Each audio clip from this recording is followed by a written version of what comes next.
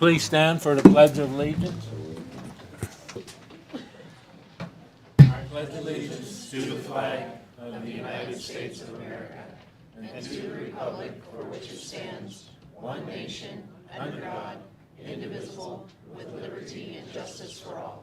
Thank you.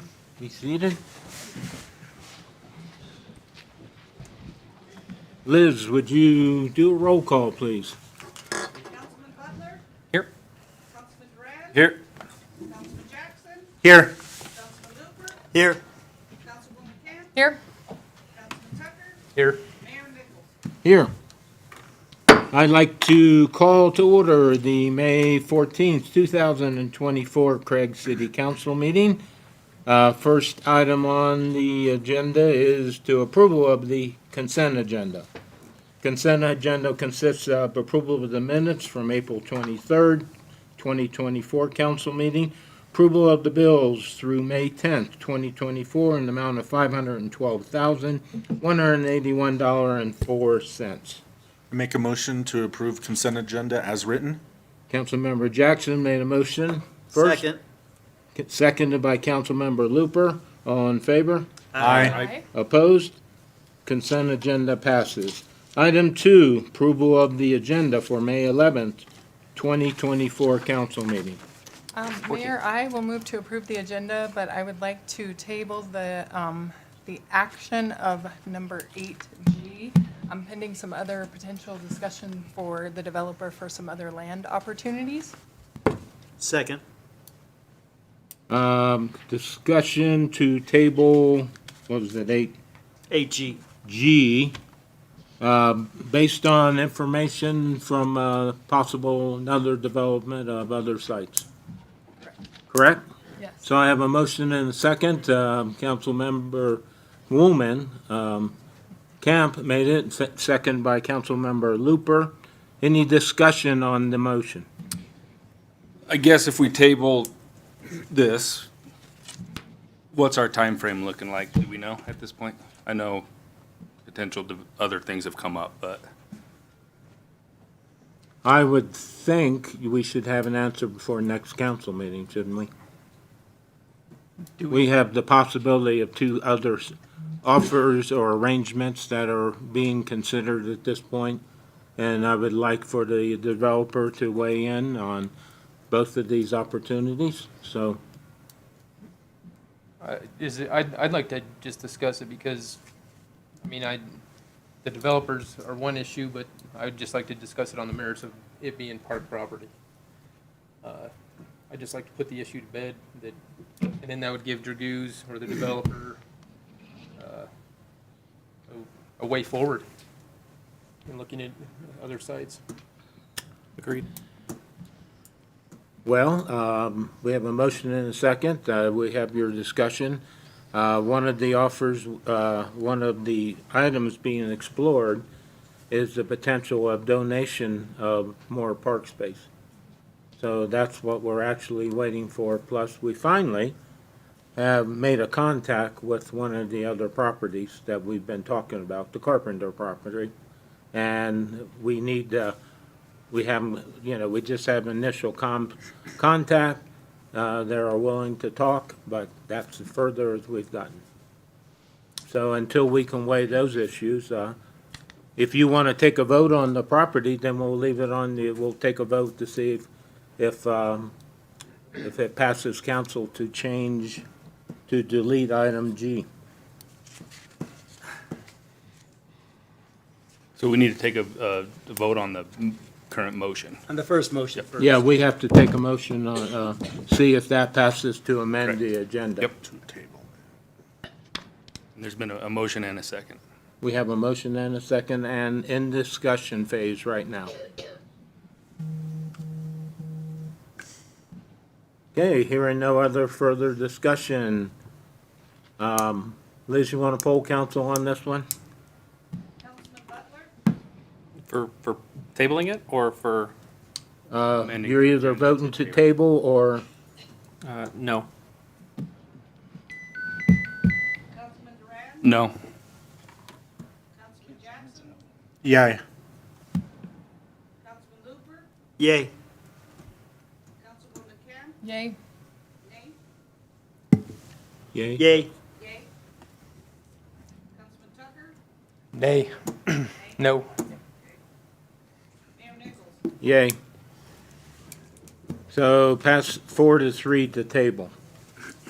So item G will be removed from the agenda for tonight's action. So moving on then to presentations. So Rebecca Greenwood, representing the Senior Social Center, will give a report outlining the organization and services the Senior Social Center provides. Welcome to council. Great, thank you for having me. I appreciate it, and thank you all of our support that we have that come to the Senior Social Center. We have a few in the audience. I appreciate you letting me come and talk. I know that a lot of people don't understand what all this organization does and what we have to offer. Honestly, I didn't understand how valuable it was and what all the Senior Social Center was about until I came to work here, and I just saw the impact that it made on people's lives. So the Senior Social Center is officially the Senior Citizen Action Council, and our mission is to provide a permanent, accessible gathering place to enhance the quality of life for senior citizens through socialization, exercise, creativity, and education. Don't worry, I'm not going to read this whole thing. But we believe that older adults over 50 deserve an opportunity to achieve their greatest potential with physical, social, and emotional health. So some of the ways that we work with socialization, we have a lot of coffee and conversation. We have multiple days where people play cards and games. There's a lot of different groups that come and are active. We have even a rock club at our organization, and we have many, many special events where people can connect and just fellowship with each other. As far as exercise, we do have a full gym. It rivals a lot of the gyms in town. It's really great. A lot of the physical therapists send their patients over after they run out of their time for PT. So it's just a great opportunity. And we also have some classes. We have movement and exercise. We have Jerry Fit, Qigong, yoga, and we also provide transportation to swimming to Meeker during the winter. We have line dancing, square dancing, and more. And as far as creativity, we have a really great art class. We have cooking classes. We have crafts, music, sewing, crochet. Education, we have our Lunch and Learn. It's the third Tuesday of every month, and we have a lot of great presentations during that. We have a lot of ways that we send out information on resources. We have a new resource navigator, which I'll talk a little bit more about, and then we send a lot out in email and in our newsletters.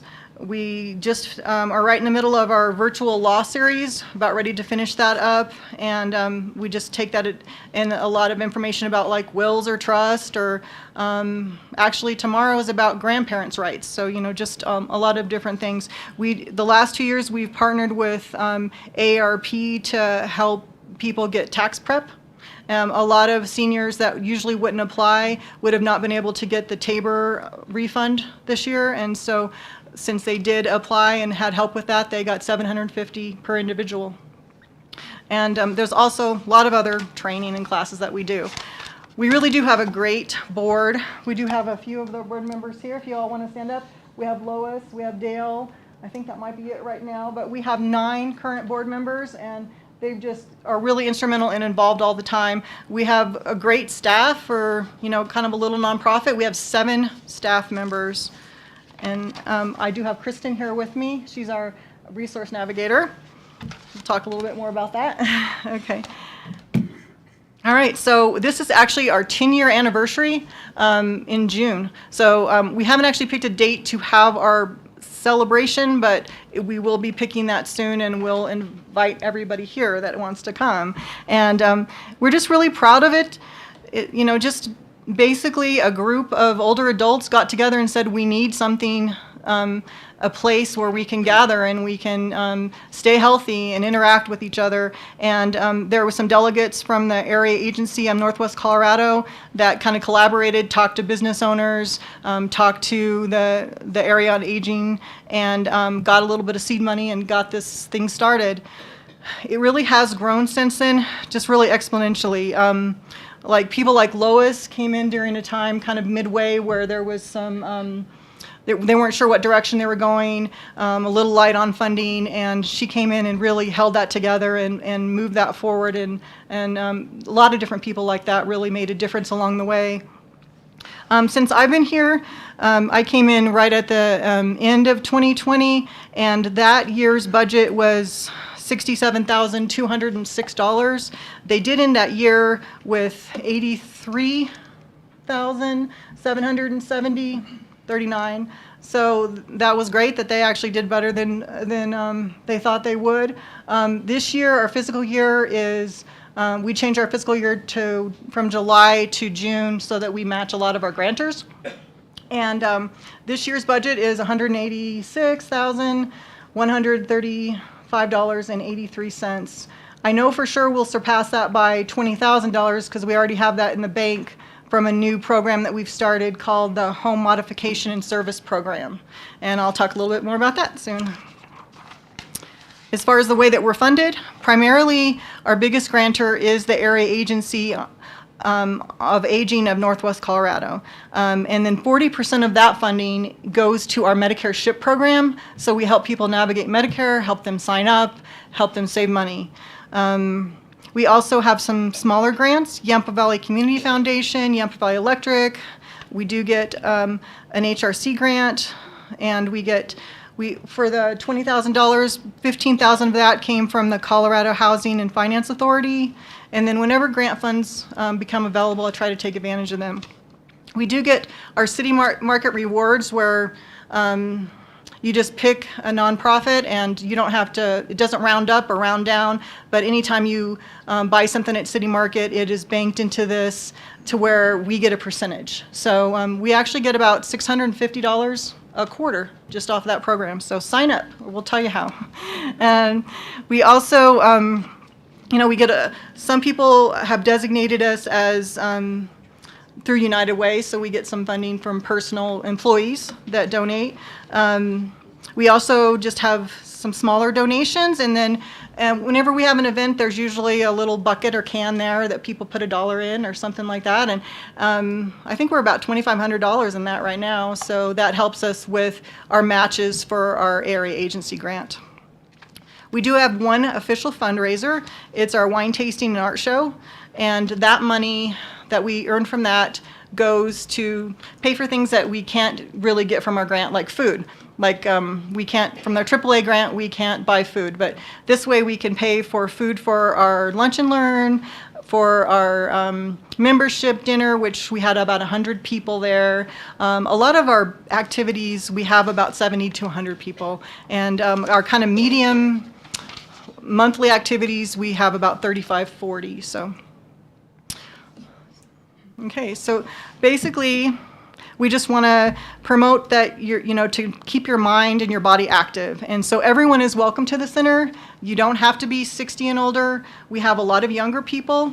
We also have Horizons come in on Wednesday mornings, and they come in usually Fridays too. But we try not to compete and have too many classes on Wednesday morning because of Wellness Wednesday, because they do that over at the Catholic Church through Northwest Colorado Health. But Horizons comes in, and we want every age and every demographic to come and hang out with us.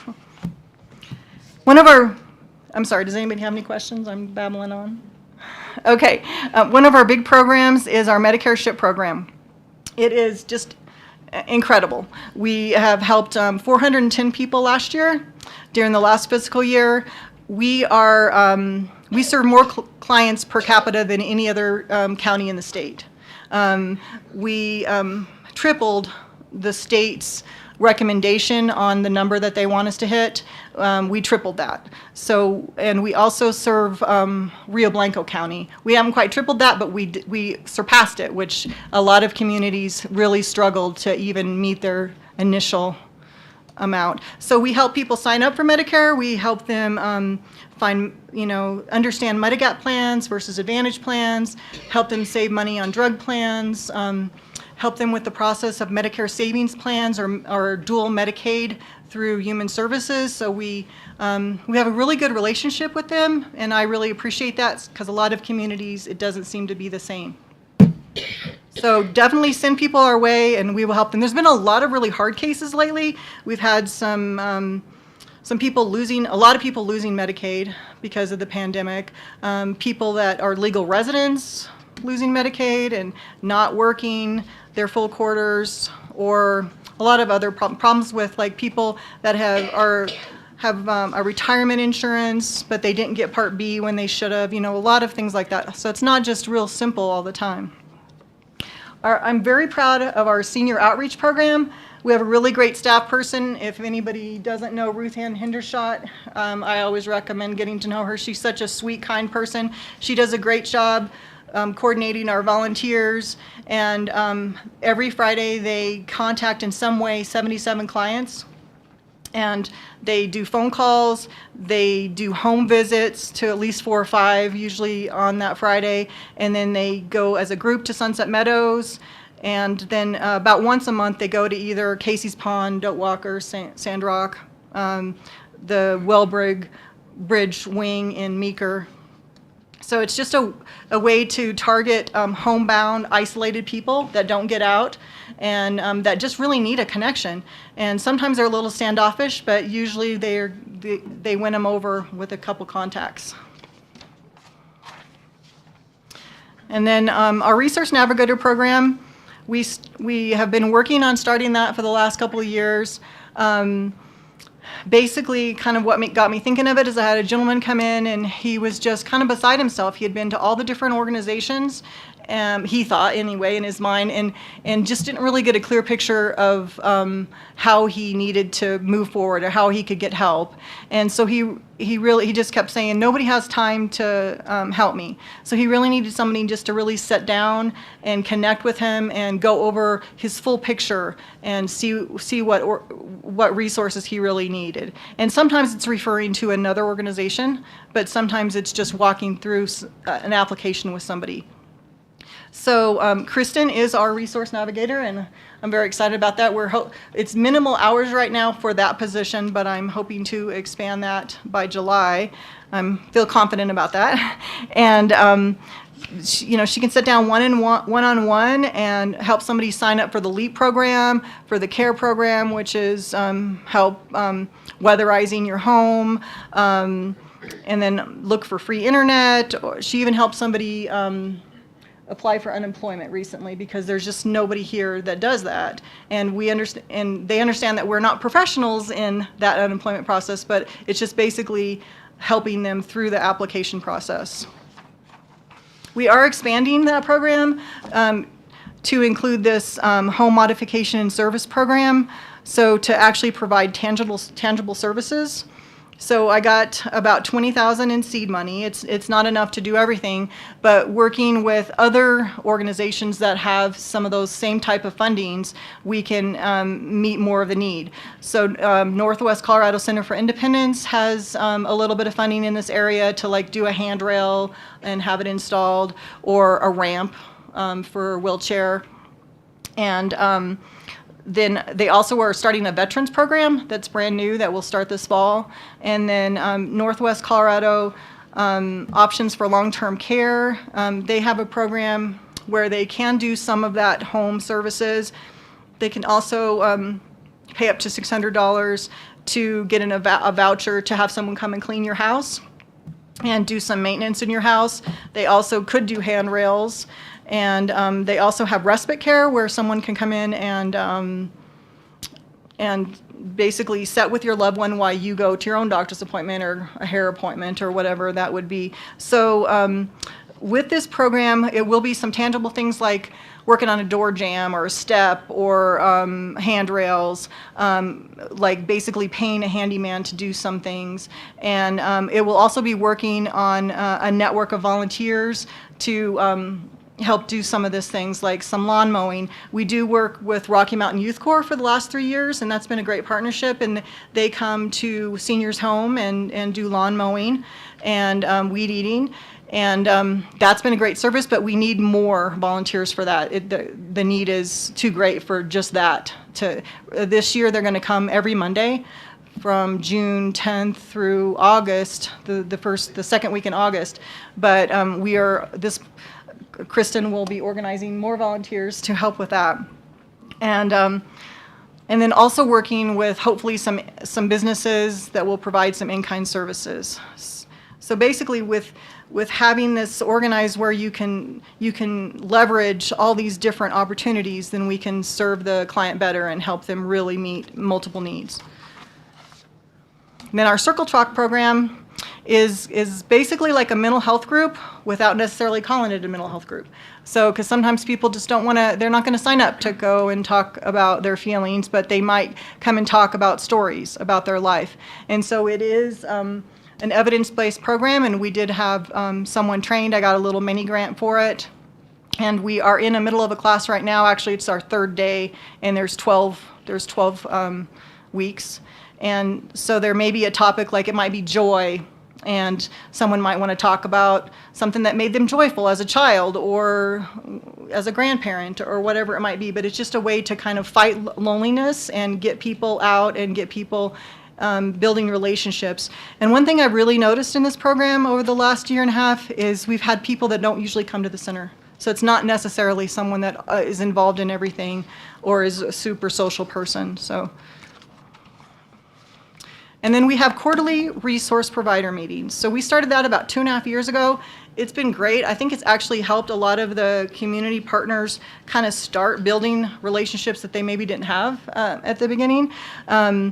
Just really understanding what the other one has to offer and what resources they can provide. And, everybody has everybody's contact information. And I've seen that build and build over the community over the last couple of years.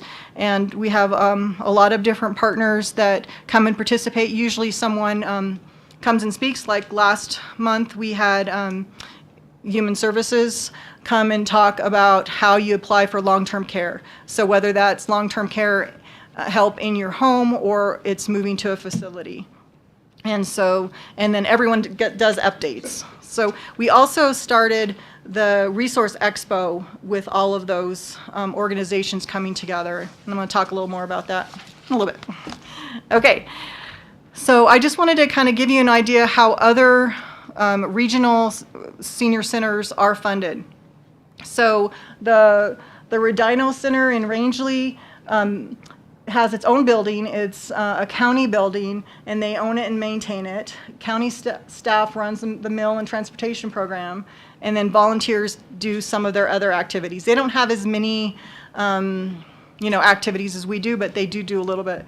The Meekerchak Wagon, it's not an official senior center, but they have a space designated within their community center that the county owns and maintains. The Rifle Center, they have their own building. It is a city built and maintained building. It's a city-owned building. And they do some activities there at that center. And then the Fruta Center, it's a city, it's within the community center of the city, and it is owned and maintained by the city. And they have a full list of activities, and their city employees actually run those programs.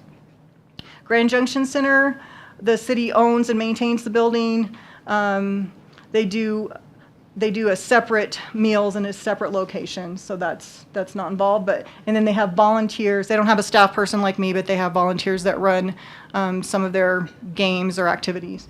Routt County Council on Aging, the city owns the community center that they're in, and they pay $1 per year to rent that. And she told me the date, but it's ongoing for a long period of time before anything would change on that. That county pays for 3 shuttle buses, the insurance, the staffing, and additional $25,000 is paid just for general operations from both the city and the county. And then they also, like we have the AAA area agency, they also do, but it's in a different area. It's vintage, and it helps support some of their programs. So I did want to talk about, you guys should be excited about this. The Senior Social Center itself has applied for and got grants to support the Yampa building. So we did pay for our own HVAC system about a year and a half ago, and we remodeled the bathrooms because they were little tiny bathrooms because that's where the preschool used to be. And we put handrails in there and did some electric updates. We got the fence and the garden maintained, and we did a patio area out there. I just recently found out, which I'm not ready to say who because it's one of those things where you have to get permission to publicize it. But I just found out that we did get a $50,000 grant to help finish the project at the Yampa building. They need some additional funding to finish the kitchen, the bathrooms, and the elevator. So I'm excited about that. So that'll just go in and out, but it is $50,000. So technically, we have put in ourselves $79,271.98.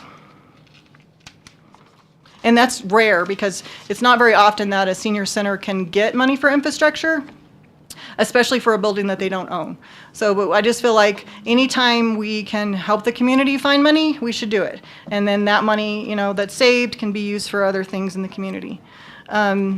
We do have some really great annual events. We're getting ready to have our spa day June 3rd. And we'll have manicures and manicures and mini facials and massages and haircuts. And we'll also have chair yoga, which is really a lot of fun, and it's all free services. Our Older Adult Expo, we had our first one last year. It's similar to a health fair, but a little bit more interactive and a little bit more stuff to offer. It was great last year. Our providers, I think, loved it as much as the people that attended. But we had a really great attendance from older adults and people that don't necessarily come to the center, which I thought was great. And it was just a great way to learn about what services are out there and what these different organizations have to offer. And we are having that on the 27th, so please send people our way. And then we do have the one fundraiser, which is our wine tasting art show, and we use that money for food for our events. I've been talking a lot. Anybody have any questions? No, I just have a comment going back to your $80,000 contribution. You're kind of like the ideal tenant, I like that, yeah. that improves the landlord, which is the city in this case, because the city owns the building. And I do have to bring up at the chamber at the same time, you put in $79,000, $80,000, and the chamber's probably put 1.1 to 1.2 million in grants and money into the building as well for all 4 restrooms remodeled, commissary kitchen, common area, the original remodel from the school district. So, the Yampa building's been getting a lot of attention. Still needs a lot of work, and the city is still contributing to other projects, but thank you for that. Thank you. All right, so we also have a lot of other events throughout the year. We have cooking classes. The CSU Extension Office partners with us right now on that because they have a commercial kitchen, and they're wonderful. They kind of plan it and do it all. We have one Thursday, so we're excited about that. We have our regional picnic. So the last 3 years, we've invited other communities to come and join us and just connect with our seniors. So we did that a couple years at Wyman's, and then last year we did it at the city and went over into the other museums. So that's a lot of fun and a great opportunity to connect with our regional seniors. And it's funny because people know each other, from all these different communities and can get together and just tell stories. So our 2 big events that are always something that we do is that we have a potluck the second Tuesday of the month. We had one today.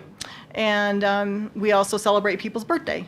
The Lunch and Learn is on the 3rd Tuesday of the month. Last month we did financial literacy and fraud prevention from Bank of Colorado.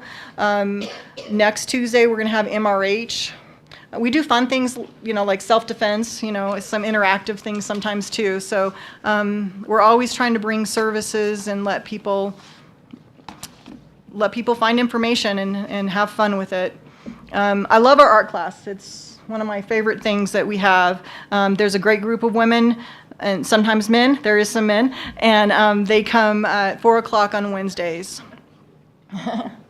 We do have some of our art people here, so yay. Didn't like it because they're all women. Yeah, we do have men too, but yeah, that's true too. Yeah, and we do tie-dye. We did it a couple times last year. People love it, and we are working on doing some more craft classes right now. Talking with an instructor, and community garden. There's some pictures of some of our harvest, or when it's getting ready to harvest, I should say, our plants. And those we had some volunteers come in and do some work. There's the patio. We did have the parrot heads come and do cornhole pits for us. We try to interact with youth as much as we can. So like we talked about, we do work with Rocky Mountain Youth Corps. They helped in the garden one day, and then most of the time they were at people's houses doing lawn mowing or weed eating. There's actually a few people in here that had that service last year. And also the Boys and Girls Club, they came last year and interacted. They did crocheting, they did some crafts, they did games, and then they worked in the garden. And they're going to come again on Fridays this summer. And CMS, they just came for the day to do kind of their end of the year volunteerism, and so that was really great. And actually this Friday we're going to have the 4-H group sharpshooters are going to come and work in the garden and get the beds ready. So we also have a great partnership with Northwest Colorado Health. They run a couple of our fitness classes. They do Jerry Fit on Mondays, and they do movement and exercise on Fridays. And then we have the wellness nurse come in on that second Tuesday during our potluck and take people's blood pressure and just kind of check in with them. So it's a great way to kind of have some face-to-face and check in with people. We also did a class that they came and did Heart Healthy class, which is kind of education and prevention of diabetes. And then we just talked about community grief. We had the person that does that in Routt County come over and talk about doing it here. They're looking for an instructor now to be able to put that group together because there isn't anything currently. Our yoga is very, very popular. People love the chair yoga class. It's a way to kind of have that same type of exercise without having to get it up and down off the floor. But we do have a decent group that come and does floor yoga too. So we have like all fitness and all age groups come. We run the swimming and transportation program. We funded it, paid for the transportation, but we used the van from Northwest Colorado Center for Independence. We did 19 trips from them, and then the City Parks and Rec, we did 17 trips. It's not a huge group, and it's an expensive program, but they're very loud, and they really love to go swimming. And so it's been an important program, and people really enjoy it. And then our fitness center, this is just kind of a little picture of our fitness center. We did get 3 new pieces of equipment this year. They're the one in the middle that's kind of a pull down weight thing, and then also we got the new treadmill there in the corner and a new bike, and they all have iFit, and you can like pretend like you're in Europe going through some really pretty place. And then our other place used to be the gym, and now we can use that for some of our classes. We do overflow into the bigger part of the Yampa building because we have a lot of people participate sometimes, but we do some of our classes within there. Sometimes Jerry Fit, Qigong, our chair yoga, and then it's also our overflow. Like today we had 3 tables and then the 2 tables for food in there today because we don't have enough capacity in the middle larger room. And then really that's it. I appreciate your support, and I hope that you can all spread the word about all the good work that we do, and just everything that we have to offer, because it is really a lot of services. And we have a full calendar I attend the area agency meetings monthly, or actually, they just changed to every 2 months, but, and it seems like we're the busiest around in the region, so we always have a really full calendar and a lot of great participation. I think I did forget to talk about that, we had, I think, 765 unique clients in 2023. And as far as people coming in and signing the paper as they came in, we had 7,814. And not everybody signs in, so I'm sure we did not capture everyone that came in the door, so. Thank you for letting me come and speak. I don't know if there's anybody else that would like to say anything right now? I just wanted to say one thing. Can you come to the mic, yeah, so everybody can hear you at home as well? I'm Lois Wymore, and I'm on the board and have been for some time. Moffat County is one of only 3 counties that these kind of organizations get no government support, and I kind of just wanted to lay that on you. Point We- taken. We've done it all ourselves, but we could use the support, so I think that you ought to consider us in the next time you do budget. You know, it's really important. We're the AARP group. We're the ones that vote. We're the ones that built the community, so help take care of us. Thank you. You're welcome. Well, I just want to say, first of all, thank you, Rebecca. Thank you for the board for keeping this organization. I find this completely, informative. I didn't realize all the services and everything you provide, so. We do fund HRC, so I hope you do go to HRC and try to get some funds. Yes, we do. We get Okay. $3,500 from the city and $35 from the county. Yeah, so a little bit of government funding.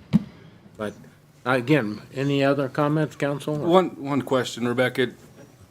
Great job, obviously. You know, the growth in programs and membership is awesome to see. You're already talking about overflowing. What does your future look like in that building? Well, I think that's one thing that has been nice is that we do have access to some other space. So it really made a difference when we were able to move the gym into there, as I said. To continue, we would definitely need to continue to have access to that larger room. And that usually works out pretty well. We're on the schedule most of the time for any class that we feel like it's going to be bigger. So actually, our Jerry Fit class is in there now, and our yoga class. So there's only occasions when we move to the smaller side because it isn't quite enough room. That's something to look at down the road, but we might just have to take up more space. That might have to be something that we do, is look at renting more of the area. And then were you able to sit in with the commissioners when they did their event center discussion? I was not involved in that, but I know that a lot of our board members and people that come to the center were involved in that, yes. And I know that there was conversation about space in there. No, and I just bring it up. I think it's something that the city and the county needs to consider. You know, you have a large group and it's increasing and there's a demand, and, we discussed investing in our youth. We also need to invest in the seniors, and, Yeah. We're having some pretty good conversations about that right now, so Well, great. Yeah, increase in everything. Yeah, it makes such a difference. Their health has improved. You can just see, just even in their faces, sometimes I think it changes where, like, people that are new that come in and that haven't really been involved, and they'll do maybe one thing, and then they'll be doing three things by the end of that year, and they're really socializing and connecting with people, and it does help their health, and which also helps on, community resources, because they don't need as much help. They're not in the hospital as much. They're healthier in a lot of ways. And then we also help them find financial resources to help them live better in their home, which is a big deal, because even with like Medicare helping them, a lot of people don't understand that they may be able to qualify to get their Part B paid, which is like $174.70 a month, or that they might be able to find a better way to get their medications that's a lot less expensive. All those kind of little things can add up, when you're on a really limited budget. Need to sign up for the self-defense class, when it comes. Yeah, yeah. I don't want to go because I might get hurt. Hey, if you go, I'll go. Jane was asking if she could say, can she say Sure. something now, or do you need to do? What? It's amazing what this woman does. Say The schedule that she puts out, they put out every month is full. I don't know how she keeps her, I don't know how she does it. I honestly do not know how she does it. We could hire her as an assistant. But thank you I do very cook much. a lot. Thank you very Well, we're still on Rebecca's time, so, yeah. Okay. Thank you so much. Well, thank you, you're so sweet.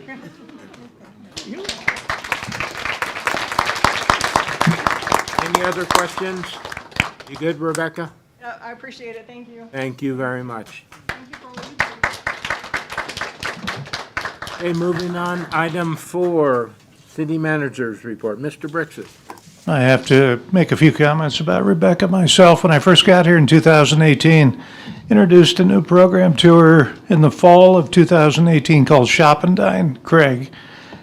And she had never seen the program and had it launched within 2 weeks. And I think we gave out between $7,000 to $9,000 in vouchers that year. And we ran the program for 2 more years after that. But she did an amazing job as usual. She's a can-do person.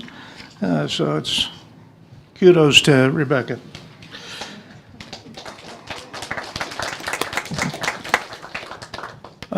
Start with a little good news. The city has received a check for $297,799. Now that was, I don't know if you recall, SB 22-238 and SB 23B-001. Those bills reduced property taxes on certain categories of non-residential properties and residential properties. And of course, that cut into the city and county's reimbursements, but they were true to form. I'm surprised to say that, but they did backfill those discounts that the homeowners and the businesses realized. So just wanted to let you know that. The franchise, we were going to discuss the franchise agreement today, but Yampa Valley Electric has to post an intent to apply for the franchise agreement with the city of Craig, and they have to do that 3 weeks in a row. And so we'll likely have an executive session discussing the franchise agreement at some future date here in the next couple of council meetings. We had a little incident out at the diversion project. I wrote that in my report. It turned out to be pretty minor. The intake had a little bit of oil in it, and we were able to quickly extract that, clean the intake, and so that's in good shape.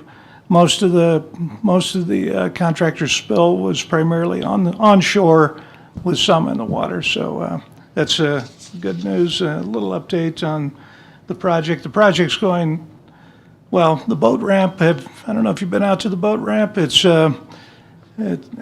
looks good. They planted the trees, finished the rock lining, put in the parking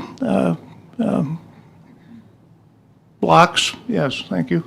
And the ramp, actually, I was out there this week, and it looked like the river had dropped about 3 feet. So it's interesting to see what's happening this year with the cooler temperatures. I'm sure we'll hit peak at some point later. But the ramp looks great, and I hope it's getting some use. I saw some tire tracks close to the water, so I'm assuming somebody backed a boat in there, or a couple of boats here recently.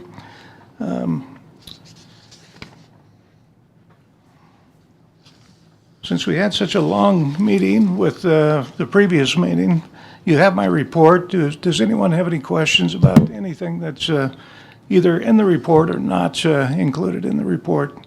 I was out last week, of course, with a personal family issue that I dealt with out of state. Any questions for Peter? Hearing none? Thank you, Peter. Okay, thank you. Council reports. Nathan? I don't have anything right now. Derek? Yeah, earlier today, Mayor Nichols and I, we attended the redistricting committee meeting for CNCC. I don't know if, probably a year ago at this time, I don't even know, but a few members from the Moffett County Junior Affiliation Board decided to form a steering committee in regards to looking at potentially moving forward with Colorado Mountain College and separating from CNCC for numerous reasons. Those discussions kind of came to a halt just for a few reasons, for leadership through CMC, as well as some state legislation and what the bills were going to do. So we had the meeting today to discuss the pulse and the attitude of potentially moving forward with CMC. And it sounds like that steering committee wants to continue those conversations. There was representation from CMC at that meeting and discussed a few things of potentially what that would look like. So, I know that was a pretty good topic a year ago, and then it kind of got dropped, and so now we're back on it. So we should be having a meeting monthly from here on out, and just continue to update that. So next Monday, there is a planning and zoning meeting. There's a workshop starting at 5:15, meeting at 6. One agenda item, which is discussion for a conditional use permit consideration for the Centennial Mall. Potentially a new developer or new investors looking at that. So there will be a workshop at 5:15 with the meeting to follow at 6. Parks and Rec Advisory Board meeting last Wednesday was canceled. And then I just want to let everyone know that Saturday, May 18th, correct? The K-9 Challenge at the high school. Taking my thunder, sir. Well, you always take my thunder. So 9 o'clock. So good event to support the police crew and the K-9s and bring some people to town. So thank you. That's all I have. Thank you. Councilman Jackson? My meetings are later this month, so I'm good. Councilmember Tucker? Our airport board meeting was canceled, but we're having some cultural surveys which are required by the FAA for development of new hangars out there. We're getting that done, and then we're also talking to Yamp Valley Electric about moving some power lines and getting some power to future hangar development sites. But that's all I've got. Good, thank you. Councilmember, Woman Camp? Yes, Sorry. I attended the LMD meeting last week. They received an update from the skijoring event that happened, I think, in February. And it sounds like, they're just trying to figure out ways to advertise and market that a little bit better. But they did seem to have really good participation from the people that participated in the actual event. So it sounds like they're getting the word out to that group because it's a scheduled itinerary, and they can sign up to go to each different community. So hopefully they can kind of continue to grow that event. The museum did apply for some grant funding for some additional marketing dollars, and they were approved. And then Powder Bound Adventures, which is a snow machining company that has come to town to offer snowmobile tours, did a real nice presentation, and they were actually awarded some funds for some marketing dollars and to help with some advertising stuff for their new business as well, so that was exciting. Melody Billard did present regarding putting in for the high school rodeo bid again, and then there was some discussion about their annual report, and obviously we, that LMD funds and that board will be looking toward figuring out ways to kind of get word out to the community to advertise and market what that has done for our community. That obviously will sunset in 2025, and it will go back on the ballot for the voters to decide if they want to continue to have that lodging tax to help continue to support that group. So just kind of starting conversations or continuing conversations to see what that marketing and what some of that might look like to kind of get word out to the community. And I think that was about it. Can I skip you, Randy? Yeah, No. go ahead. Councilmember Looper, please. Okay, I attended a Regional Transportation Authority meeting where we talked about and created an MOU that we sent out to the City of Steamboat, City of Craig, Routt County, and we have forwarded that. I forwarded that to the city and gotten it back with our approval. So we're going to basically move it on and see how to finalize that at our next meeting. I was at the horse drive, and talked to Tom from MCTA. Basically, Heritage Days, which has occurred in Maybell for the last few years, is run by two people who don't want to do it anymore. So we talked about how can MCTA facilitate either that continuing that way, because the horse drive is going to happen either way. It's just nice to have things going on for people to do in Maybell.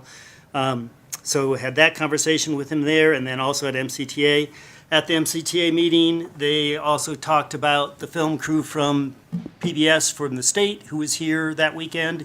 Other than the weather was not cooperative, they still got all the shots they needed on the river in the middle of the blizzard. And they did over in Juniper Basin a bunch of mountain biking shots, and then did the horse drive on Sunday. So that worked out well. Should be out hopefully sometime this fall. It's a 6-part series that they're doing. They also talked about the signs that they're putting up. There are 3 county signs, one at Isles Grove, one at Fortification Rocks, and the other at the Routt County, Moffett County line. They've got brand-new signs that they're putting up, replacing the older ones that were pretty much falling down. That'll be done later this month. I brought up from the chamber to the MCTA, the city currently pays $15,000 to the Yampa Valley Regional Airport. For one of the benefits of that is that we get a space to advertise that the chamber has been managing. Basically, it needs to be updated and improved. So I met with MCTA and we talked about forming a committee to meet out there at the end of the month and see of ways to make that basically better so that it advertises Moffett County better. The videos that are going are great, but there's nothing on there that says where this is. So just various things that we talked about, and so that'll be moved forward. The other thing they talked about that's really important is Yampa Geo had created a county map and a river map. They are no longer in business, and we do not have access, or MCTA does not have access to the blueprint for those maps. So they really need to start looking at and reaching out to what it would actually cost to have someone else reproduce those, and then possibly coming to LMD or some other source for funding that. So that's, the river map is used a lot, and so if we do not come up with that, both those maps will go away. So that's something that they really are trying to push over the next year.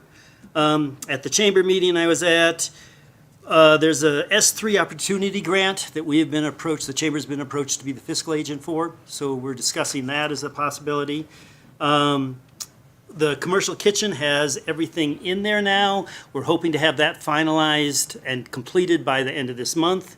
We have also applied to Gates for a $75,000 grant to finish the building remodel. And let me see, what else? I think that's it. Cool, thank you, Randy. Yeah, and that space at the airport does need updated, and, you know, something to better signify the video is Moffett County, you know, so, anyway. I was out of town for 9 days, so my report's gonna be relatively quick, but, if you'll notice, the chamber has sent out, and it's been in the daily press, at least online, a survey from AGNC, Associated Governments for Northwest Colorado. Matt Sullivan is the gentleman that's heading this up, but it's new energy, how acceptable the community is to, first of all, understanding the new nuclear, and how acceptable the community would be to welcoming that in the community. So it starts out with some information questions and basically asks you how much you know about nuclear. And we're not talking the old 3 Mile Island, Chernobyl, Fukushima, or Japan, all those. We're talking the new modular small-scale reactors. So please take the time to look that up and complete that survey. That would be helpful for potential repurposing, repowering new energy sources down the road. Attended the chamber mixer on the 25th of April, which was some of the youth organizations in town, and I forget who the main organization was, but each of the groups were represented, what they do, and everything from the Boys and Girls Club to all the other organizations. Our workshop today was concerning Tri-State and Tri-State's community assistance. We've had 10 meetings on the Informational Community Assistant Plan. That last meeting, that plan was finalized. It was signed by your representatives from the city and the county.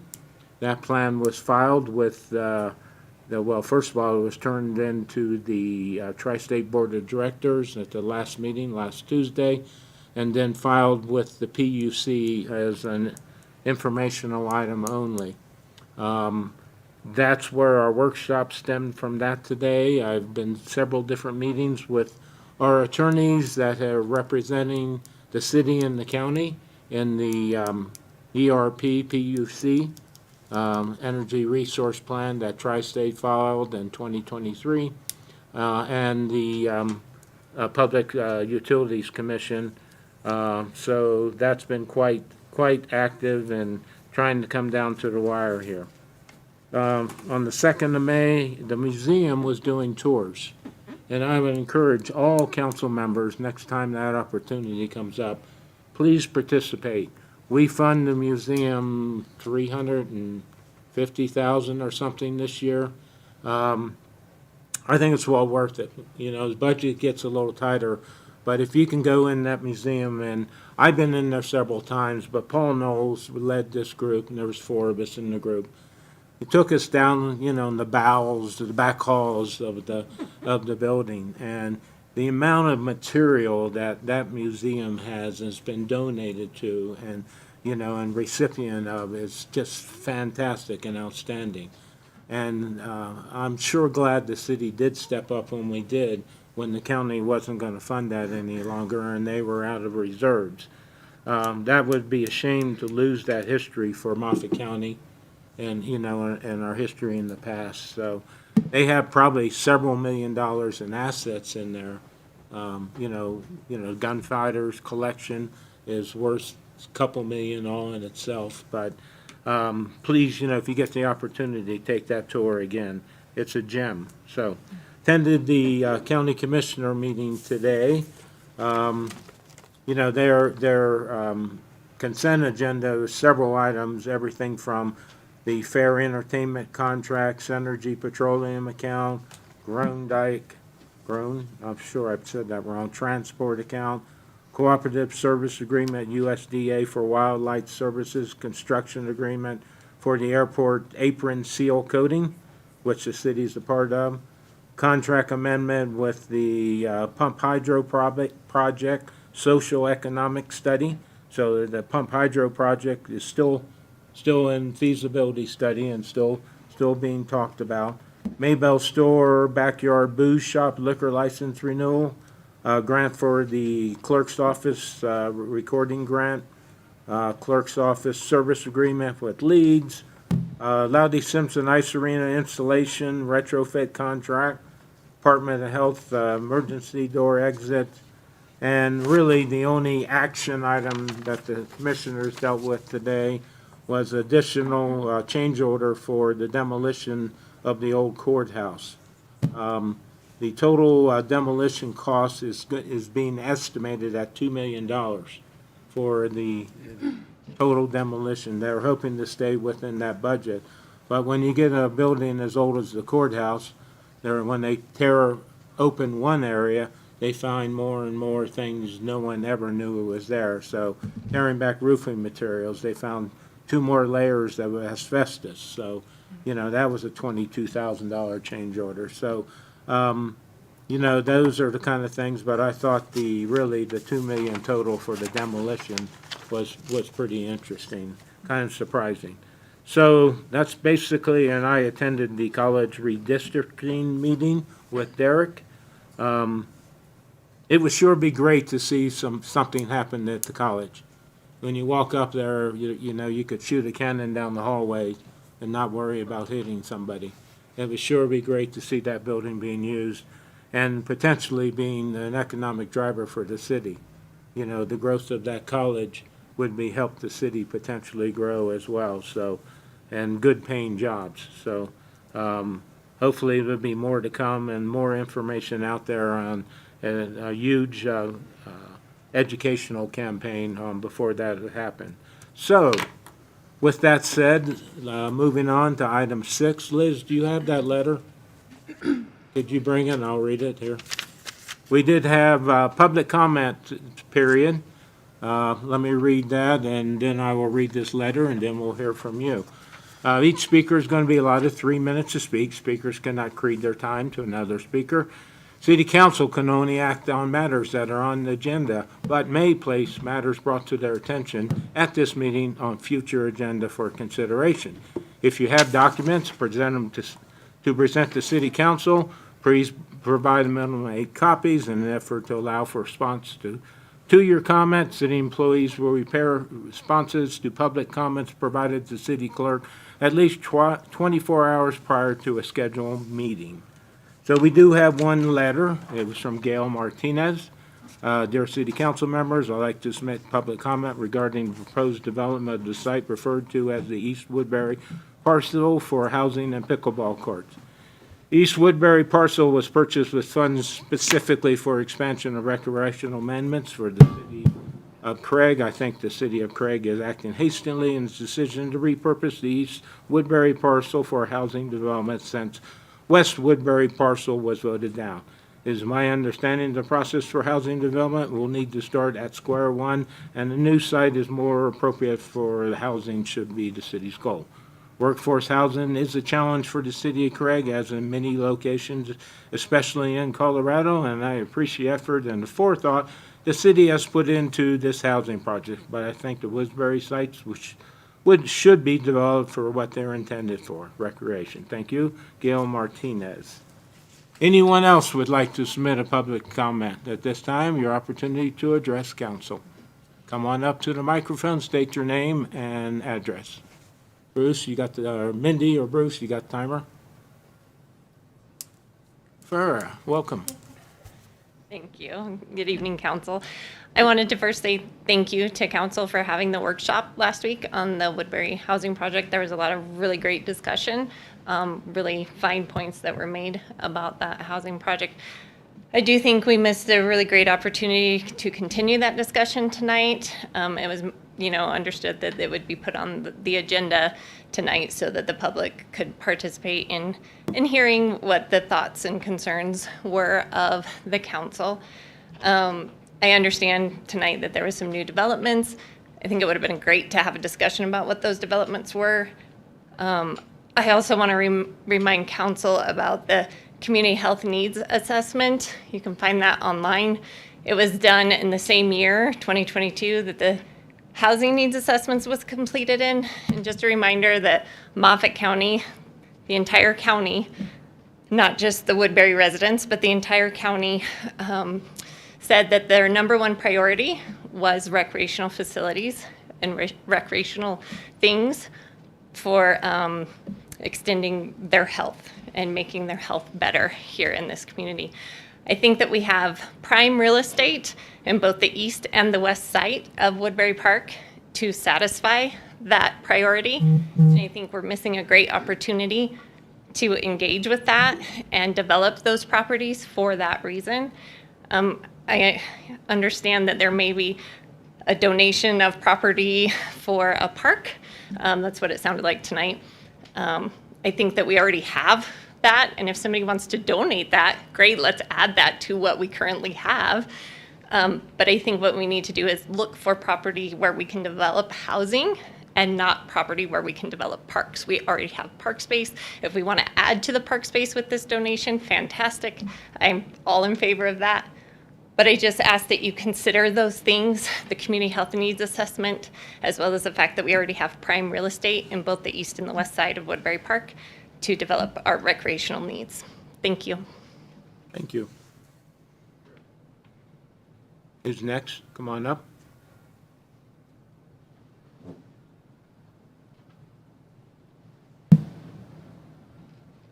Evening. Hey guys, gal. So I submitted this letter via email as well, but I could make it. Gail was not able to make it, so she submitted a letter on her own. But this is really kind of an official stance from Skate Park Alliance in regards to the east parcel at Woodbury. We appreciate this opportunity for public comment on this topic, and we value what the city is up against with the challenges that they face. But our main concern as a group is that East Woodbury lot was purchased with the clearly stated intent that it was being purchased for recreation expansion. And as far as we understand, if the housing development moves forward on this parcel, it looks like we would be starting from square one, potentially adding years to the process of realizing the skate park for the young people in our community. The people of our community have come together multiple times over the last 20 years in support of a skate park, and time again, they've been let down just by how long it takes, which we're learning in our experience as well. Speed of government, right? So in 2017, our makeshift skate park was torn down without any communication to the community. There was a Craig Press article published that informed us that there was a budget multiple years in a row that was set aside and then pulled for other priorities. And then our effort started 3 years ago in the East Chamber. We filled this building with young people and parents, business owners, and the energy was undeniable. Since then, we've had many meetings with Peter and Ryan and our two previous mayors and several council members who also supported our project. So it felt like we were getting traction with the East Woodbury parcel. We've actually halted our fundraising efforts until we can identify ground, because without ground, you can't move into the next phase of design and engineering, which gets you ready for shovel ready. So the length of time that it would take to basically start over, hopefully that's not the case, but that's our concern. And so, yeah, essentially just, our concern that there's not a lot of land that's zoned for recreation, and we just see it as a setback in timing. So that's about it. Thank you very much.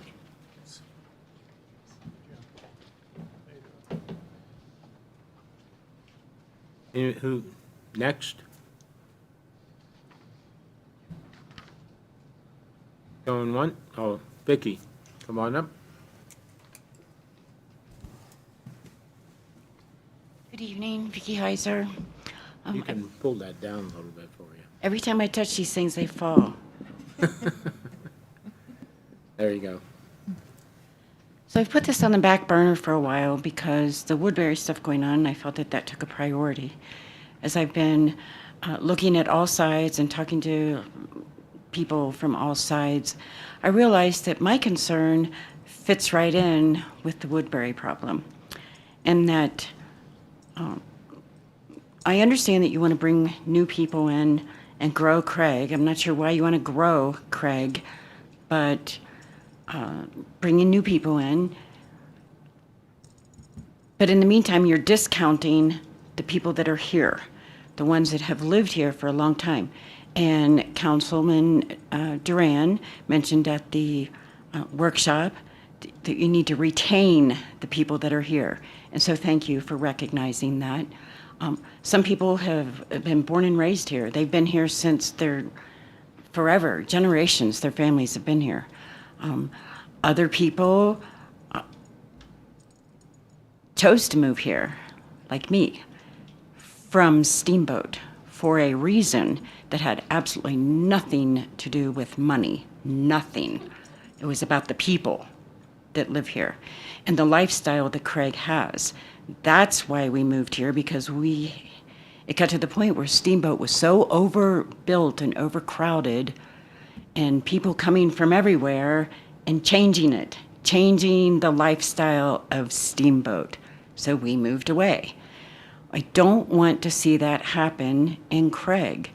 We have a certain and special, unique lifestyle here, and we don't want that to change. If people want to come and join our bubble, great.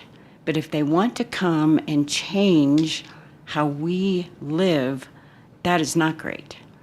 So you have people that have been here for 40 years, 60 years, that are now looking to move because they've had enough. I know people that were actually born and raised here that have already moved recently. That's it. They've had enough. So for the first time in 20 years, I'm looking also. And I thought that I would be here long enough to take my last breath. So you need to consider the people that already live here. We have value. We pay property taxes. Us old people pay the school mill levy, and we don't have kids in school. And I never have had a kid in Moffat County schools. So that, I would think that would be a bonus. We have time. We volunteer more than you even realize because we don't go around saying, oh, I did this and I did that. We just do it. We also have more expendable income. I go downtown and buy stuff all the time. I buy crap that I absolutely do not need, and it sits and I never use it. Never use it. But I helped that store owner on that day. So you need to keep us all in mind, and I have a whole lot more on my list, but my time is up. Thank you. I'll wait for Bruce to reset that. And okay, public comment. Going once. Come on up, sir. Good evening, Council. My Evening. name's Dana Gregory. Just a concerned citizen that's been in this town for over 40 years, as she was talking. I also represent the Craig Pickleball Group here in Craig. I think over half the audience here tonight is from the Pickleball Association, which is made up from not just seniors, but people of all ages. So certainly we're in favor of recreation. I know from past discussions with some of you people and some others that monies have been spent on engineering services and other funds, not just the purchase of that 6 acres. So there's some taxpayer money that's gone into that, and it would be a shame to throw that away and start over, especially when it was initially voted by the council to be for recreation. That said, we all recognize that we need housing and other things. I don't know if it's a serious possibility or not, but at one time when I was on the CNCC Board of Control, that was the group that purchased the 100 acres up here for the college. And that was really Board of Control owned, not college owned. So that kind of eliminates a lot of politics in dealing with the state education and things like that that have to be approved for CNCC. That said, at one time, that's how the hospital got its land. At one time, there was 15 acres designated through an MOU for the use of a recreation facility when there was a recreation project going on. That failed, so that property went back to the Board of Control. Here's an opportunity. We're growing, we're struggling with revenues. That land's already been paid for by our community taxpayers. I don't know if it's possible to talk to them and come to another agreement where some of that land is used for housing. Housing would benefit the college. It would benefit this project that was denied down at Woodbury. It would benefit by keeping the recreation purchase headed towards recreation. It would benefit the taxpayers of Moffat County because no more money's needed to go purchase some land. It would benefit the expediency of building multi-unit housing. So it seems like it's kind of a win-win for everybody. But you folks are the ones that make things happen, and maybe you've pursued that and there's a showstopper. I don't know.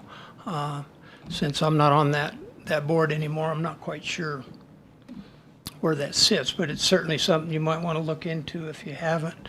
The other thing I would say is here a few years ago, there was a study done that talked about the 13 things that can be done to help our community.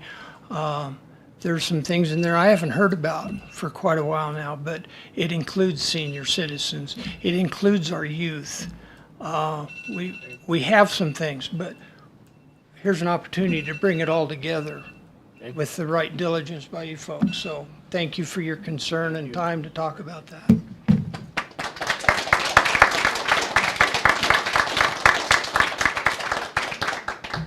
Okay, public comment. Going twice now? Okay. Evening. Good evening, Council. Jim Howell, 640 West 6th. When I was a TSA supervisor, I had Triple Crown coming through that wanted to play ball down here. And their complaint was that we didn't have enough ball fields for it to be worthwhile for them. So I had a grandson in Triple Crown, but I had to travel to Steamboat to watch him play. It would have been nice to have him in our own community. So I'd still like to see those ball fields come to life. I believe that they would be used. There's more travel in and out of the airport now.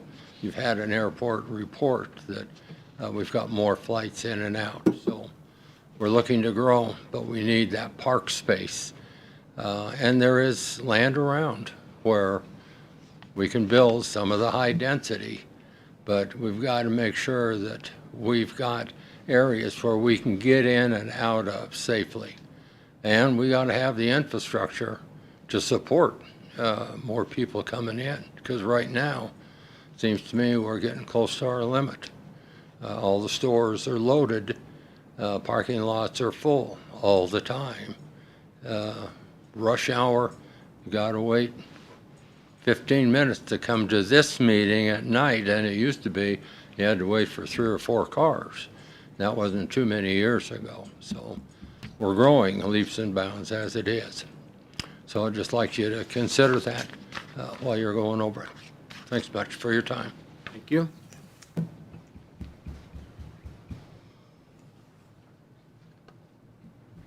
Anyone else would like to address council?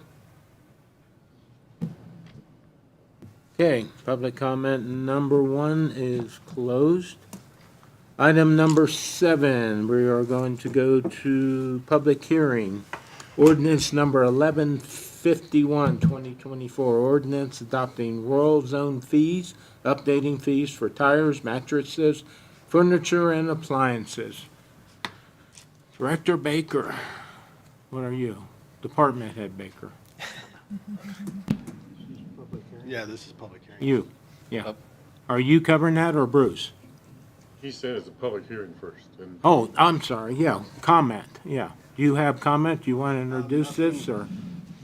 Nothing's changed from the first reading.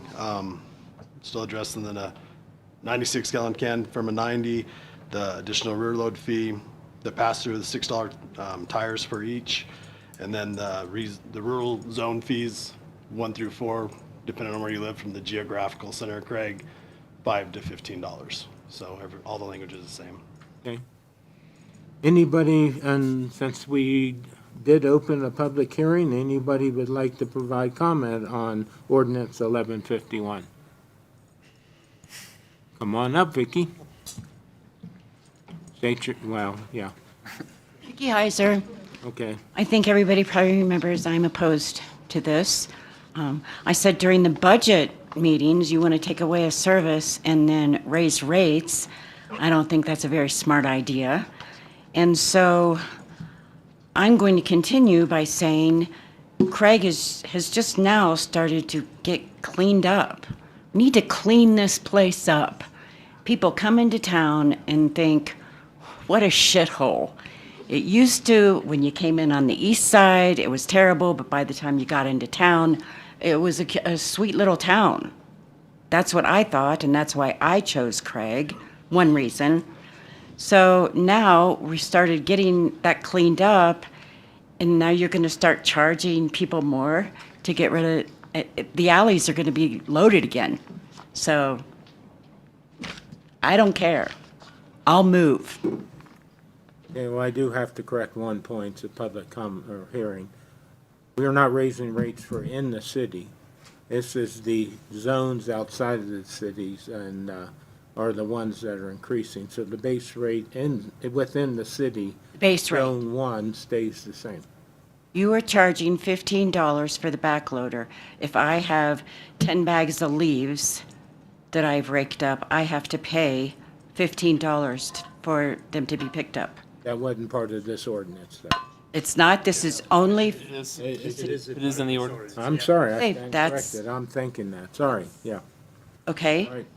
So my comment stands then. I don't think that is smart to raise Okay. more rates. Yeah, but the base rate, yeah, stays for your normal trash pickup. Your one pickup is the same. Right, but my one pickup isn't going to take care of 10 bags of leaves. And I also have an extra large can because during COVID, if you remember, they had to discontinue the backloader for safety reasons. And I didn't argue that, and I said, okay, fine, Trevor, just give me a bigger can, no problem. I don't mind paying extra. And so I've kept that. I know people that get a big can for part of the year, a few months, and then they call and have a smaller can delivered, and they just keep switching back and forth, and I think that's a pain for the department, so I just keep my big can. But I still can't fit all those leaves in my big can, and I'm not paying $15 for somebody to come and pick up those leaves for a service that I've always had for 20 years. We did make, Shane, did you come up with a date and time on when we would come around with the backloader and pick up yard waste? So we are working on that, and we took into consideration what council said last time about, maybe a week wasn't too long. So, I think it was Councilman Butler said, maybe we do something like a senior sign up where maybe 1 week isn't long enough. We start it in second week of October, take it till second week of November. Disabled seniors, they can sign up like that and they get one free pickup a week for 4 weeks. It's not set in stone yet. We're still working on it, but something like that I feel would work. And then if you are able to put a dumpster out at our place, 20-yard dumpster, where you can take it for free as well. And I'm going to drag that over my wagon? No, for seniors, we'll come to your house and pick it up. It'd be like a senior pickup in your There'll alley. be one in the spring too for spring cleanup. Yeah. And the spring cleanup days are way too early. I haven't even begun to rake my yard yet. I have never been able to participate in that. Okay. Any other public comment on ordinance 1151?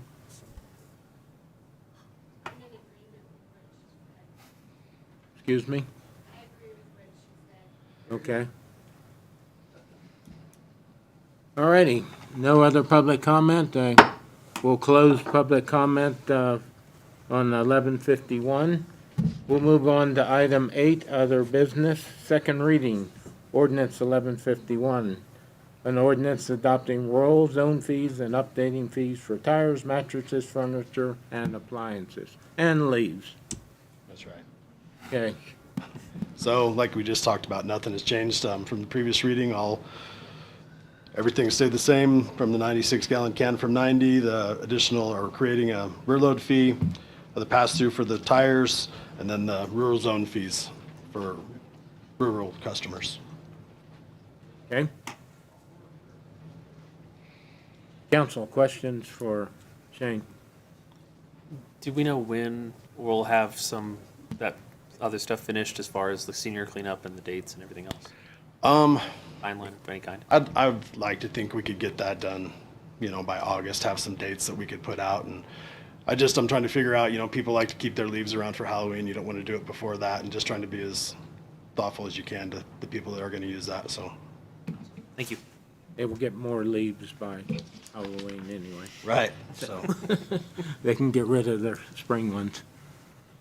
All right, any other comments or questions? I have a question for Okay. Shane. Do you have data or a spreadsheet on how many additional calls you get for the rear load per week? So I don't know if you brought that up last meeting or not. I did. So actually I got March's. It's still the same, the 10 for the whole month. And then for April, we had 20 for the whole month as of right now. So, and it used to be, we'd pick up over 100 a day with the rear load. It was, a 6-hour job every day just doing that. So not a huge call right now. And we did have cleanup last Saturday. Yep, it went good.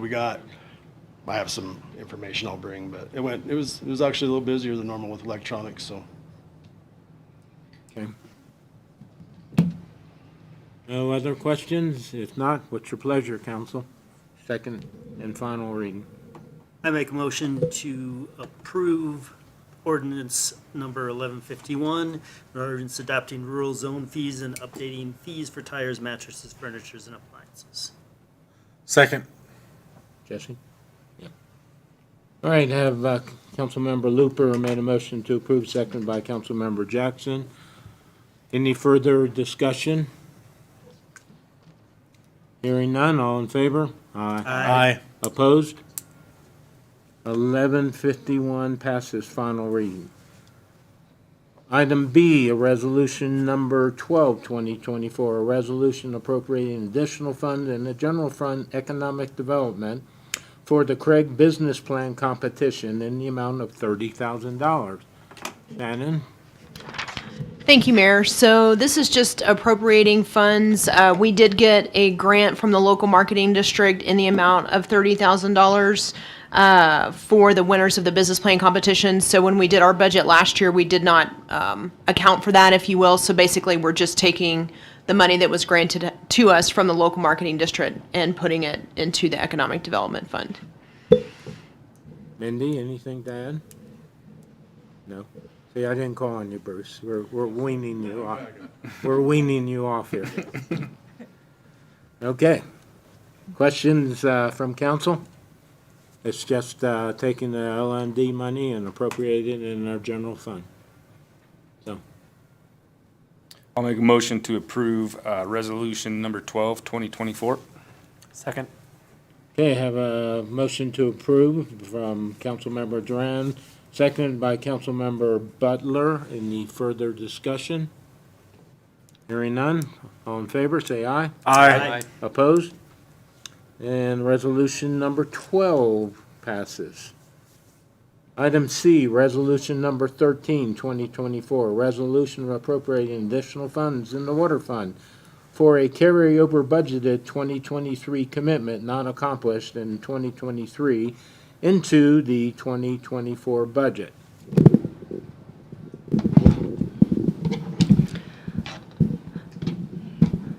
Thank you, Mayor. This one is to appropriate an additional $24,765 into the water fund. This amount was communicated, but due to a error or a formatting issue in the carryover ordinance, only $36,000 was initially approved, so we need to get this $24,000 in to cover the truck that was purchased that was in the 2023 budget. Okay. Any further information, council? So this was a budgeted item? It was budgeted in 2023. The right amount? Correct. Okay. Council, what's your pleasure? I'll make a motion to approve resolution number 13, 2024. Second. Councilmember Butler made a motion to approve resolution number 13, seconded by Councilmember Jackson. Any further discussion? Hearing none, all in favor? Aye. Opposed?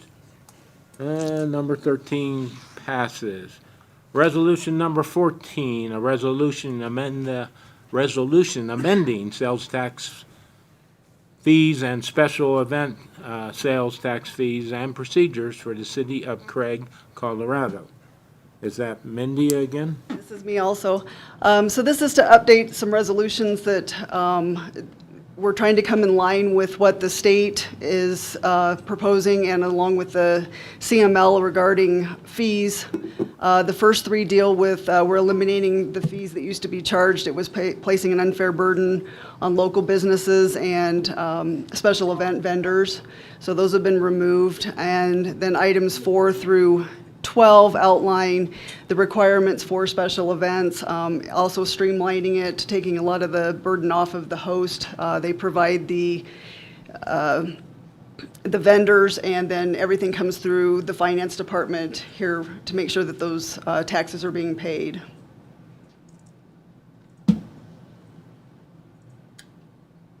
I just had a question on item, or number 5. Okay.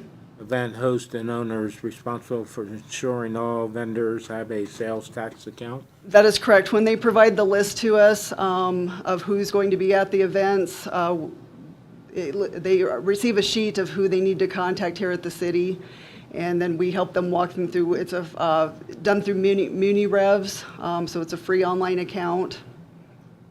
Okay. And the organizers, you talked to some of our organizers in town, and they were okay with that? Yes, they were. This streamlines, prior, they used to have to pay a $250 fee, and it was their responsibility to make sure they had the accounts and pay the tax. And so this is alleviating the burden after some of the downtown businesses and event hosts had some questions, or it was putting an undue burden on them. Well, that's just it. We're getting less and less volunteers, and I just didn't want to make it harder and harder for, organizers to pull these events off, and especially downtown business is limited personnel, and, they're putting on some good events, so. Yeah, so it now comes through the city and we assist them. Okay. Questions, council?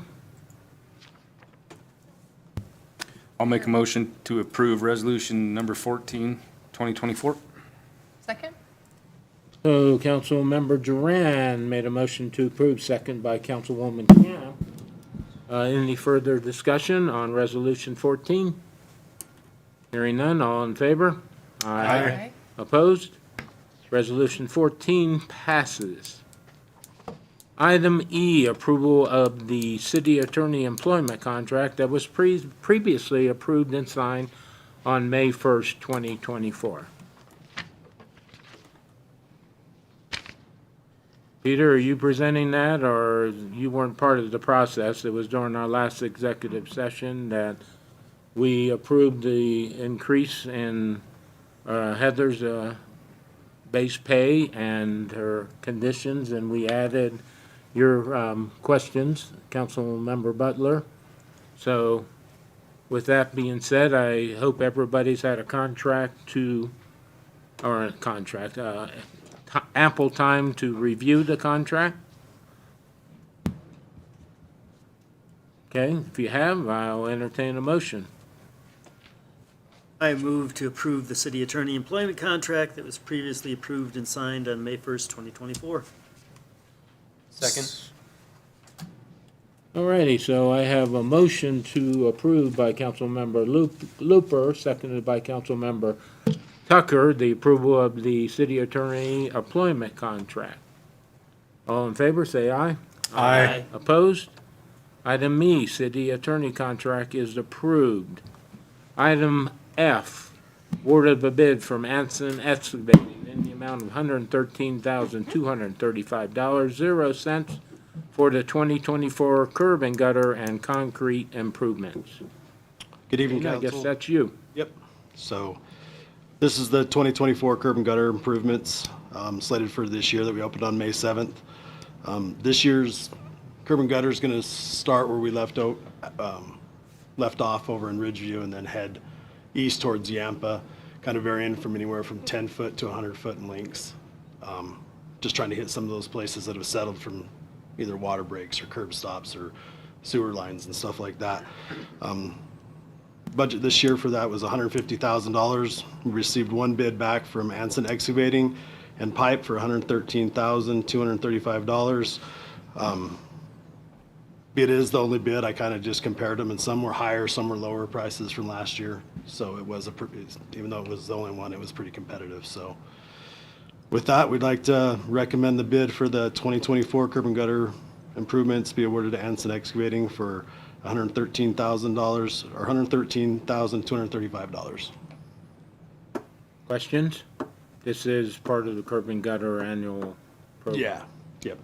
Okay. And under budget, so.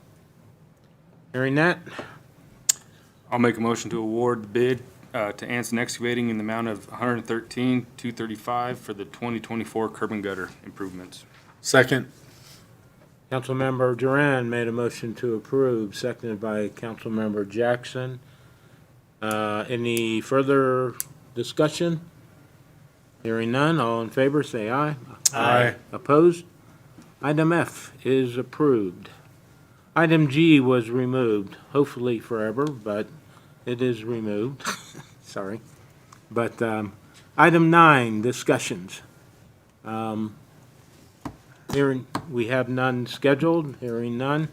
We'll go to public comment number 2, item 10. Again, same rules apply, 3-minute time. Come on up to the microphone, state your name. Vicki Heiser. First of all, Candy Dildine was unable to make the meeting tonight, but she wanted to express her gratitude for Resolution 14. It does make it a lot easier on her particularly, but probably other business owners too. And back on the, what is it, soapbox? I have said at least 100 times, Craig needs to be more aesthetically pleasing and the streets need to be safer. That is how you are going to attract people here. People do not want to come to a crappy, dirty-looking town with all sorts of the thugs and slugs on drugs crawling through the streets. People don't want that. I wouldn't have. If Craig were like this 20 years ago, I would not have moved here. There's no way.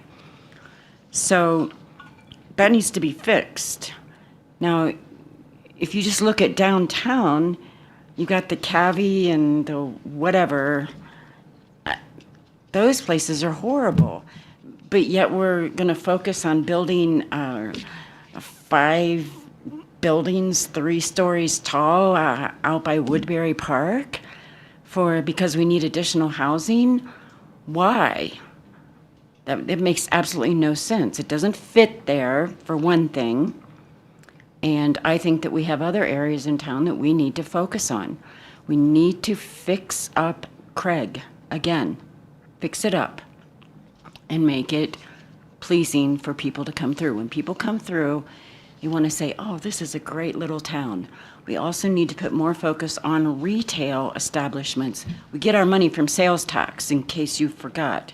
And that big 2.75% increase that I'm still sore about, that puts a lot more in our coffers. So I don't get it. I don't get why we're not pursuing those avenues. There's hardly any place to shop in town anymore. There's hardly any place to eat. I like to eat out every single night because I don't like to cook anymore. My kids are all grown and gone. I'm done. So, but there is hardly any place. You can only eat at Vallarta so many times a week before it gets old. So I think that we need to put more focus on collecting sales tax in that way. Give me something to buy. And other people feel that way too. And when you're talking about having Steamboat, have us be Steamboat's bedroom community.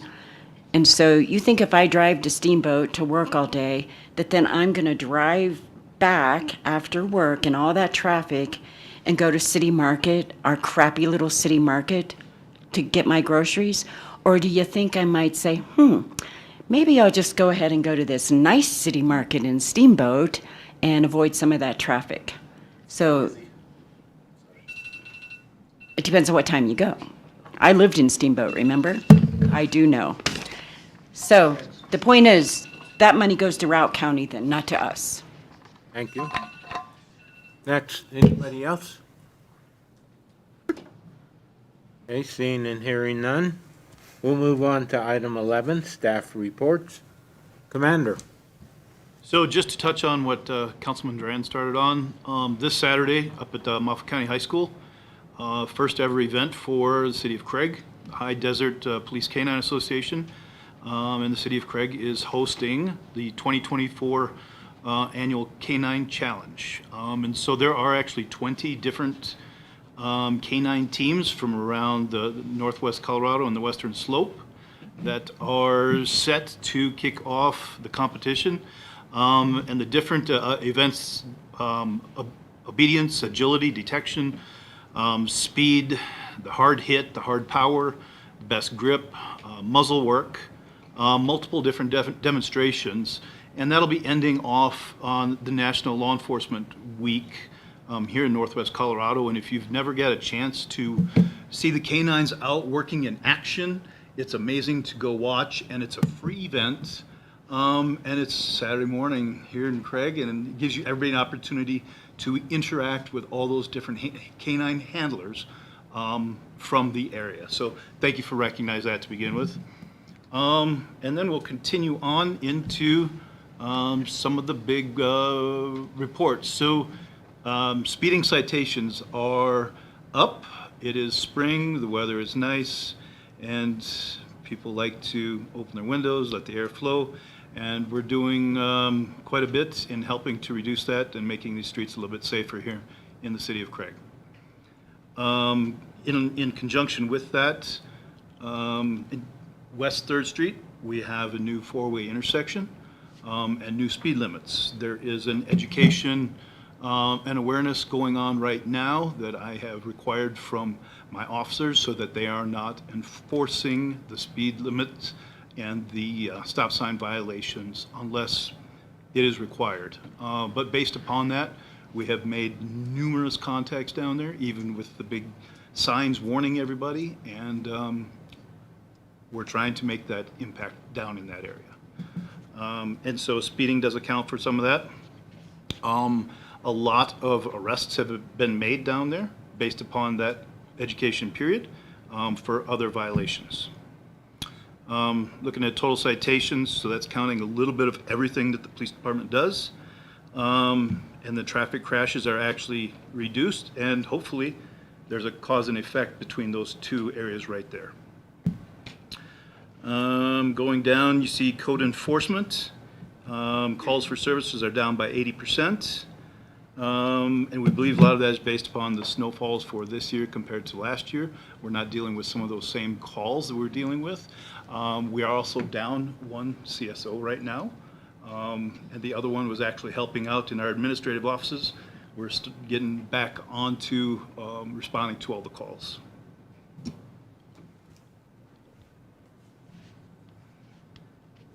In April, we also had the first wave of click it or ticket enforcement that has something that has not happened in the city of Craig in Northwest Colorado for a long time.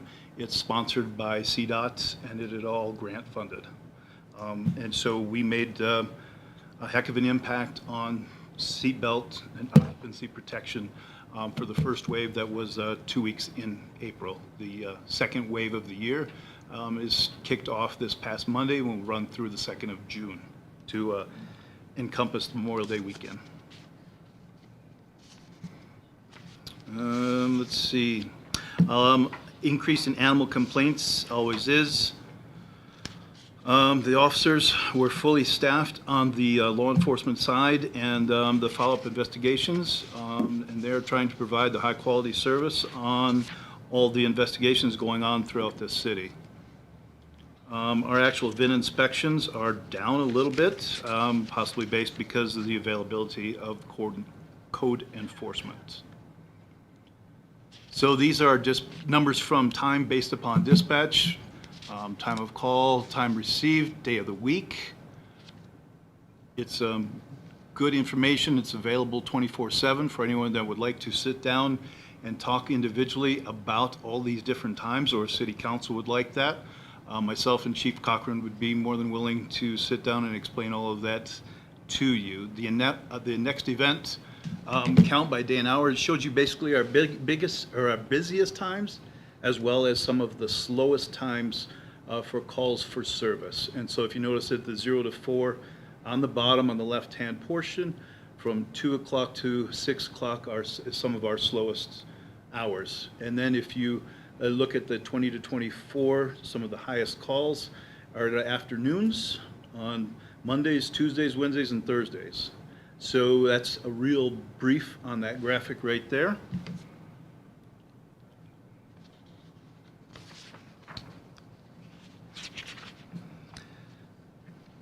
The rest of it is all the priority-based calls by type and a number.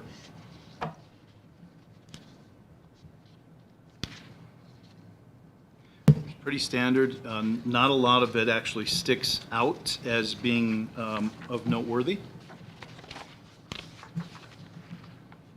And you'll see that the last 3 pages are all code enforcement calls regarding animals at large, property maintenance, VIN inspections, parking enforcement. And we take all of these calls seriously and get onto them, including the property maintenance ones as it is spring, so we are making that a point of contention again. The animal control report, you can see how many we have dealt with, both within the city and to assist outside of the city limits.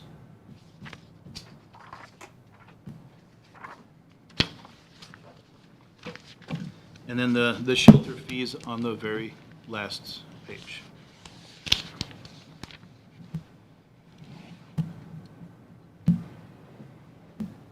And if anybody has any questions regarding any of that or anything that they have in mind? Yeah, the CSO, what's the process to get back up to 2? How long do you think it might take? A lot of what Vicky's talking about won't occur unless we have CSOs. You are correct, sir. So we have put it out for application. We have received 4 of them, and we're in the process of getting the interviews set up to hire. Good, Randy, that was my question, so. Because now is going to be a busy time for that department, so. It is. Every spring, it happens. And we take all the calls that we get regarding properties seriously. And one of the big ones up on Colorado that we are actually in the process of beginning the abatement portion. Right. So the speed trailer, is that? The speed trailer is currently being used in a speed study over by Craig Middle School in the elementary Sandrock. Okay, cool. I was just there. And Good. going back to CSOs, are you going to have a part-time position again this year to try to actually enforce what the CSOs are Love to picketing? say yes. We have not received any applications. How about part-time in general? We're not getting applications? Across the board. We're having difficulty. What's our starting pay? 16 to 19, depending on tenure with the city. You can make that at McDonald's now, right? So, is that something we need to look at? Yeah, I think it's a citywide problem. Yeah. Chief Cochran and I are working with the city manager to try to come up with some outside-of-the-box thinking to gain what we need for it. We got a budget, I understand the budget, but when you can't fill positions, then. Yes, sir. Free pool pass. That's everybody, right? Yeah. I thought it used to be just my business, but, everywhere now. So, Has there been conversation in increasing patrol at some of the parks? I just noticed that one of them was broke in and vandalized a couple weeks ago. Was that Breeze? That was Breeze, sir. So we typically don't log all those patrols, but during those hours, and a lot of it is during hours of darkness, when they are out, they do patrol those areas, and it's a lot of it is based upon they're in the right place at the right time. But when we notice an area like that, we try to concentrate on it, on the patrols at night, to ensure that they are attempting to prevent that. Thank you. Councilman Duran, I might mention that those suspects have been caught. Yeah, there's 3 of them. 3 of them were summoned in relation to. are we doing anything about the trash being left in our parks and the parking lots and, who's picking it up? Parks and Rec crew and, Yeah, our guys end up picking up the trash in the parking lots that's left behind, Yeah. which is a pretty routine occurrence, especially over there at Woodbury Park. yeah. Yep. Okay. Surprising, huh? All right. Anything else for Commander Conrad? I will just say for general comment, any interactions I have with your staff, it's always, they're very professional. They're just outstanding to work with. I appreciate them, and I see them, I'd like to see them at the grocery store, but unfortunately I see them, in my line of work with property management, and they're great. They do a fantastic job, and I appreciate them. They're always there and timely and friendly and helpful, and so I just wanted to put that out there that they're Thank you for great. that, and I'll make sure that we pass it on to Great. to all of them. Chief Cocker and I both believe that we have a phenomenal staff that does a heck of a job for the city, and they put up a lot. Yeah. With a lot, so thank And you. every time I interact with them, I'm like, I don't know how you do this job. So, but yes, thank you. Good, thank you. All righty, moving on. I'll take a motion to adjourn to executive session pursuant to CRS 24-6402, subsection 4F, item line FI, to discuss personnel matters, but specifically to complete the annual review of the city manager. So moved. Second. Duran made a motion to adjourn into executive session, second by Councilmember Looper. All in favor, say aye. Aye. We're in executive session. Give everybody time to clear the room. Anybody need a restroom break? We'll re-adjourn here 5 minutes. The time, by the way, is 8:20 PM. Are you stuck?